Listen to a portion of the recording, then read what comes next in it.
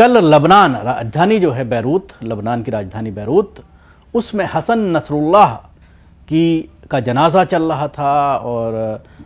बड़ी संख्या में लोग वहाँ पर मौजूद थे, ज़बरदस्त भीड़ थी और लोग नारे लगा रहे थे। इसी दरमियान एक हरकत की गई इजराइल के ज़रिए, लड़ाकू विमान लेबनान की राजधानी बैरूत पर, उस जगह पर जहाँ पर जनाज़ा जा रहा था, आखिरी रसूमात के लिए जनाज़ा को निकाला जा रहा था, लोगों ने कंधों पर जनाजे को उठाया हुआ था, तो उस वक्त लड़ाकू विमान उस भीड़ के ऊपर इजराइल ने दौड़ाए, उनको उड़ाया और डराने की कोशिश की, धमकाने की कोशिश की, ये दिखाने की कोशिश की कि आप हमारे रडार पर हैं, आप हमारे क्षेत्र में हैं, हम जब चाहें आपके ऊपर बम गिरा सकते हैं, जब चाहें आपको नेस्तो नाबूद कर सकते हैं, तबाह बर्बाद कर सकते हैं। लेकिन इन विमानों को देखने के बाद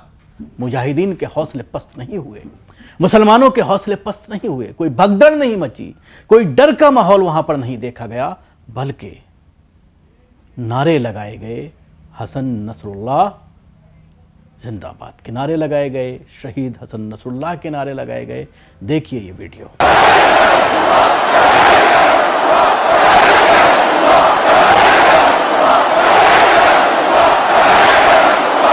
अस्सलामु अला शुहदाइकुम व अला अवाइल शुहदाइकुम, अस्सलामु अला जरहाकुम व जवाही जरहाकुम अन्नाज़िफा, अस्सलामु अला असराकुम,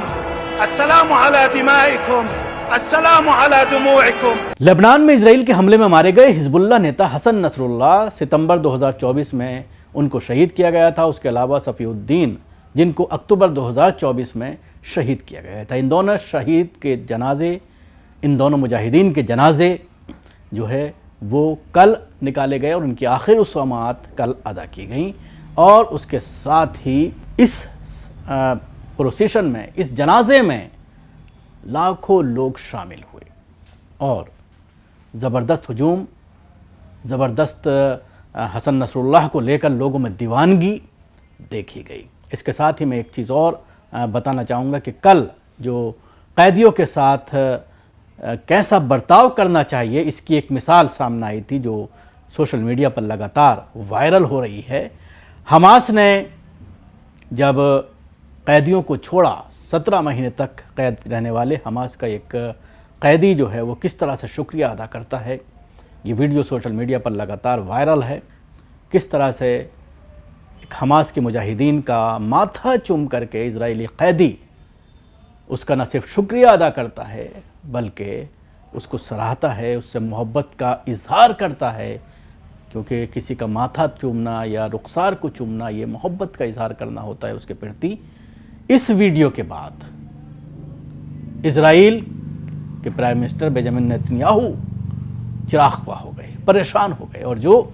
इन कैदियों के बदले में जो 800 फिलिस्तीनियों को छोड़ा जाना था उसको पोस्टपोन कर दिया गया, उसको मुलतवी कर दिया गया और यह कहा गया है कि जिस अंदाज में इनको छोड़ा गया है बंधकों को,